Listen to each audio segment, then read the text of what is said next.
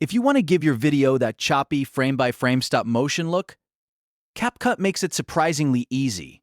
In this video, I'll show you how to add a stop-motion effect in CapCut step-by-step, so you can create a more stylized animated feel in just a few taps. And if this tutorial helps you out, make sure to hit the like button and subscribe for more CapCut edits, beginner tips, and easy editing guides. Let's jump in. First, open CapCut and import the video you want to edit into your project. Once your clip is on the timeline, take a moment to make sure it's selected and ready to work with. This is the clip that will receive the stop-motion style effect, so you want to start with the exact footage you want to transform. Now look at the bottom of the screen if you're on mobile, or the sidebar if you're using CapCut on desktop. Tap or click on Effects, then choose Video Effects.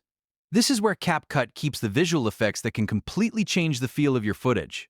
Once you're inside the Video Effects section, use the search bar and type FPS Lag.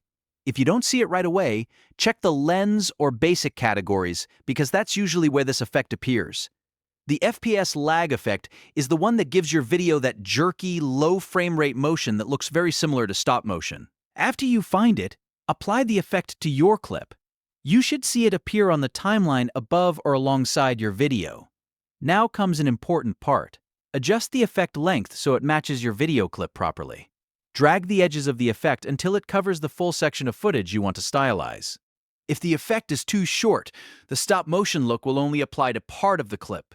If it's too long, it may extend beyond the video and cause timing issues, so make sure it lines up cleanly from start to finish.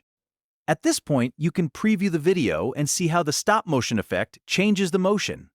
If you want a stronger animated feel, you can experiment with the clip speed, trim sections, or combine the effect with additional edits like zooms, cuts, or sound effects. That can help the final result feel even more intentional and dynamic.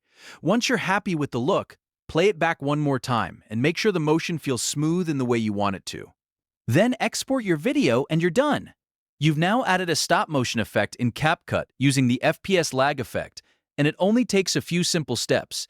If this helped you, please remember to like the video and subscribe for more easy CapCut tutorials just like this one. Thanks for watching, and I'll see you in the next edit.